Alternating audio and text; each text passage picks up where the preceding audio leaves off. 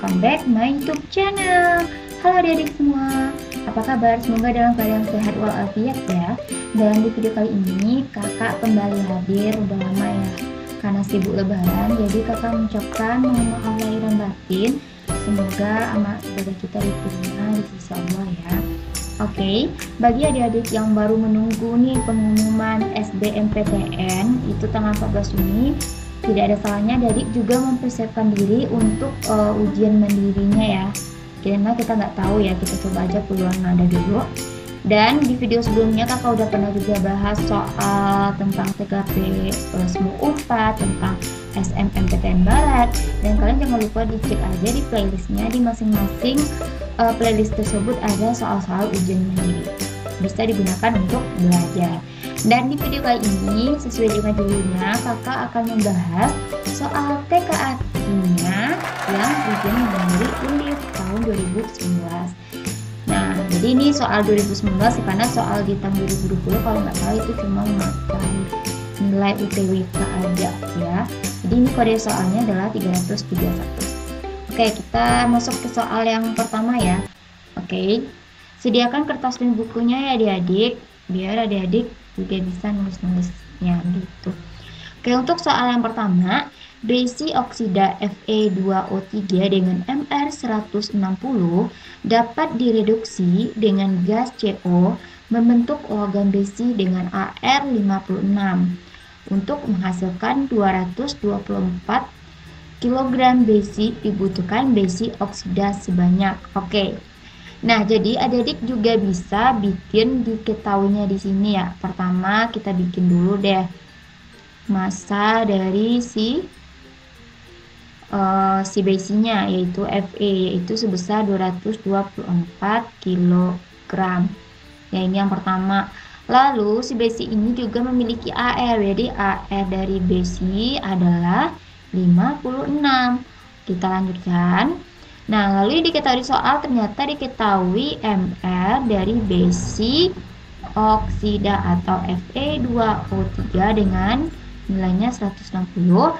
Dan yang jadi pertanyaannya adalah berapa dibutuhkan besi oksida. Berarti di sini dia menanyakan berapa massa dari besi oksida atau Fe2O3.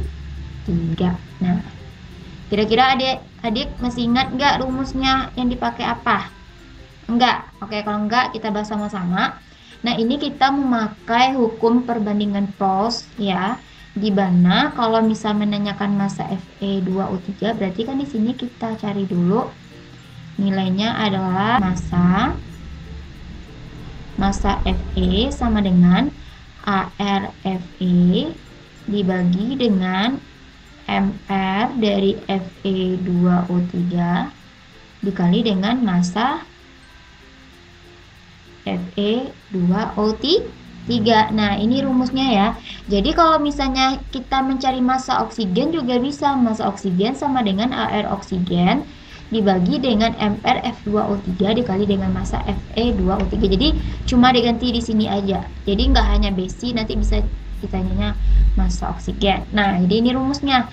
Massa besi diketahui di sini adalah 224 sama dengan, dan Fe diketahui di sini 56. Oke. Ternyata Fe yang terlibat di sini ada 2 atom, berarti di sini harus dikali dengan 2 dibagi dengan Mr-nya 160 yang ini ya, dan dikali dengan massa dari Fe2O3. Oke. Berarti massa Fe2O3 sama dengan, ya bisa dikali silang, berarti ini 224 dikali 160 dan dibagi dengan, kalau ini dikaliin kan 56 kali 2 itu bisa 112. Nah, kalau kita bagi ini adik-adik, ini bagi 2 bisa ya, bagi 2 ya, berarti 160 kali 2 berarti 320 kg. Ye.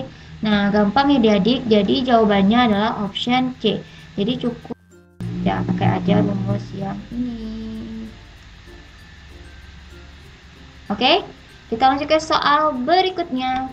Oke, ini soal nomor 72 atau nomor 2 ya, yang khusus kimianya. Nah, bila tersedia HCl 1 molaritas dan 0,5 molaritas, maka volume HCl 1 molaritas yang harus ditambahkan ke dalam 50 ml HCl 0,5 molaritas agar terbentuk larutan HCl 0,6 molaritas. Nah, sebenarnya nih ini gampang aja nih kalimat soalnya, tapi kalau adik-adik nggak tahu, ya berarti dibikin dulu nih diketahuinya. Oke, kita bikin di sebelah kanan ya. Nah, pertama itu molaritas dari HCl itu sama dengan 1 molaritas yang pertama. Lalu yang kedua, molaritas HCl yang kedua diketahui 0,5 molaritas. Nah, sampai sini ya, paham? Nah, dilanjutkan, maka volume HCl 1 molaritas yang harus ditambahkan. Berarti berapa volume yang di sininya yang harus ditambahkan jika ke dalam 50 ml HCl 0,5 m. Berarti di sini 0,5 m dengan volumenya adalah 50 ml. Jadi dia udah diketahui nih volume dari si 0,5-nya, yang belum tuh berapa volume dari 1 molaritasnya. Agar terbentuk larutan 0,6 molaritas. Berarti kan ini kan molaritas campuran ya, yaitu 0,6 molaritas. Bisa adik-adik? Oke, jadi ini kita pakai aja konsep molaritas campuran. Ya, masih ingat gak rumusnya apa? Kalau kita tulis di sini aja ya. Molaritas campuran sama dengan molaritas pertama kali volume pertama ditambah dengan molaritas kedua dikali volume kedua.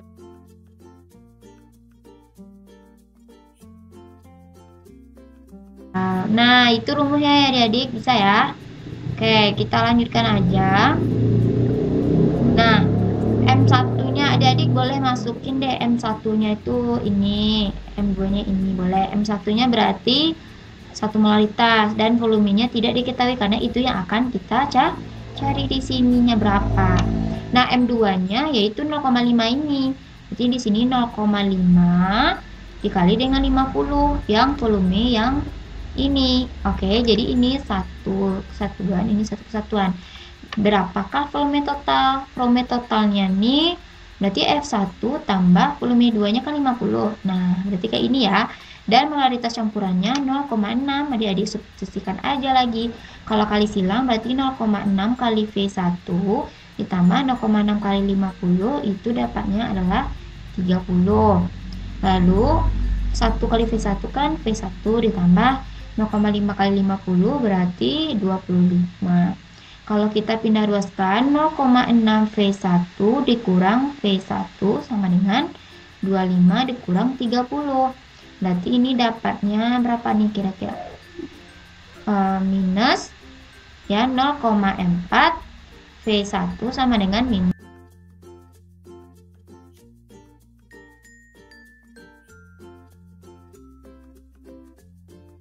dengan hasilnya adalah 12,5 ml. Ye, ternyata dapat hasilnya yaitu option A yang ini. Jadi adik-adik cukup pakai rumus yang ini doang. Oke, ingat-ingat rumusnya. Kita lanjutkan ya ke soal nomor 73. Nah, di sini diketahui 50 ml CH3COH dengan pH 3 dengan harga Ka segini ditambahkan dengan 25 ml NaOH pH 13 dengan nilai pH perubahan akhirnya berapa. Nah, kita nggak tahu ya kira-kira ini konsep asam basa, konsep hidrolisis garam atau buffer atau disebut dengan penyangga. Nah, cara mengetahuinya adik-adik harus reaksikan dia dulu, yaitu mereaksikan si asam cuka ini atau CH3COOH dengan NaOH yang di sini. Oke, kakak tulis aja ya di sini. Berarti ini CH3COOH ditambah dengan NaOH. Hasilnya CH3COONA dan ditambah dengan H2O. Nah, jadi kita bikin mula-mulanya berapa, bereaksinya berapa, dan sisanya juga berapa. Nah, tahap yang pertama kita cari dulu molnya, karena molnya tidak diketahui di dalam soal. Nah, kita cari molnya dulu di sini ya. Di sini aja. Oke, yang pertama katanya di sini 50 ml CH3COOH ya. Dengan nilai pH-nya adalah 3 dan Ka-nya 1 kali 10 pangkat min 5. Jadi ini kita batasi ya biar hemat tempat. Nah, berarti kita butuh cari molaritas, karena kan rumus mol itu kan molaritas kali volume. Molaritasnya nggak ada, jadi kita rubah dulu. Kalau dia pH-nya 3, pH 3 kan bisa kita rubah menjadi konsentrasi ion H positifnya adalah 10 pangkat min 3. Jadi, ya kan?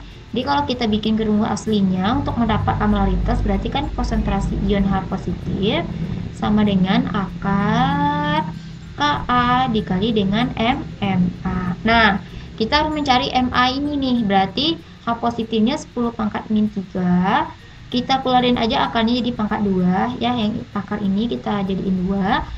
Ka-nya 10 pangkat min 5 aja, karena satunya nggak berpengaruh ya. Berarti MA-nya sama dengan 10 pangkat min 3 kali 2, berarti pangkatnya dikali ya, min 10 pangkat min 6 dibagi 10 pangkat min 5. Dapatlah 10 pangkat min 1 atau 0,1. Nah, baru kita bisa cari mol sama dengan ya molaritas dikali dengan volume. Berarti molaritasnya 0,1, volumenya diketahui dalam soal 50. Oke, berarti dapatlah 5 milimol. Kalau udah, nah kita cari juga deh ya berapa pula mol dari si NaOH ini gitu. Berarti kita cari dulu nih yang mana, di sini aja ya. Oke. Berarti mol dari NaOH sama dengan molaritas kali volume. Oke, volumenya di 25 ml, berarti molaritasnya kita cari dulu. Nah, kalau dia pH-nya 13, itu bisa dikurangi mencari POH dulu ya. POH itu didapatkan dari 14 dikurang dengan 13, atau rumusnya 14 dikurang dengan pH, yaitu 1. Sehingga OH-nya adalah, naikin aja 10 pangkat min 1. Kalau dia 2 gimana, Kak? 10 pangkat min 2. Oke, bisa ya. Nah, berarti karena dia merupakan basa kuat, otomatis bisa kita bilang karena valensinya di sini 1, berarti OH- ini sama dengan juga molaritas basanya ya. Kalau dia 2 gimana? Berarti tetap dikali 2, berarti dapatlah molaritasnya segitu. Berarti 2 kali 10 min 1 kalau valensinya 1. Jadi valensi itu adalah penguraian dari NaOH. Misalnya NaOH kalau diuraikan ini kan menjadi Na positif tambah dengan OH negatif, berarti valensinya itu 1. Jadi itu yang disebut dengan 1 dikali dengan 10 pangkat min 1 ya tetap 10 pangkat min 1 atau 0,1 molaritasnya. Dapatlah di sini 2,5. Oke, ternyata kita udah mendapatkan masing-masing dari berapa mol dari asam sama si basanya. Jadi kita masukkan di sini, berarti NaOH-nya di sini 2,5, sedangkan yang basanya 5. Jadi saat ini dimasukkan belum terbentuk produk. Nah, kira-kira yang bereaksi di sini berapa? Nah, bisa kita lihat dari reaksi yang paling kecil. Itu kan mol paling kecil kan 2,5. Otomatis di sini yang bereaksi juga 2,5. Di sini juga 2,5, 2,5. Turun ini 2,5, ini 2,5, ini habis, ini 2,5. Dan ternyata bersisa itu adalah asam lemah sama basa konjugasi. Berarti ini udah fix masuk materi buffer atau penyangga. Oke, penyangga yang bersifat asam. Nah, ya. Jadi kalau misalnya ininya habis nih, tidak ada sisa, tinggal ini doang sama ini, itu masuk ke materi hidrolisis garam. Jadi gampang. Ya, kita masukin ke rumus, berarti rumusnya ion H positif sama dengan Ka ya dikali dengan mol asam dibagi dengan mol basa konjugasinya. Berarti Ka-nya kan diketahui dalam soal segini ya, 10 pangkat min 5 kali 2,5 bagi dengan 2,5. Jadi ini disebut dengan asam lemaknya. Ini basal pun juga. Sudah dicoret, dapatlah H positif 10 pangkat min 5. Sehingga pH-nya adalah sama dengan min log dari 10 pangkat min 5. Berarti pH-nya adalah 5. Jadi jawaban yang benar adalah option B. Oke, adik gampang ya.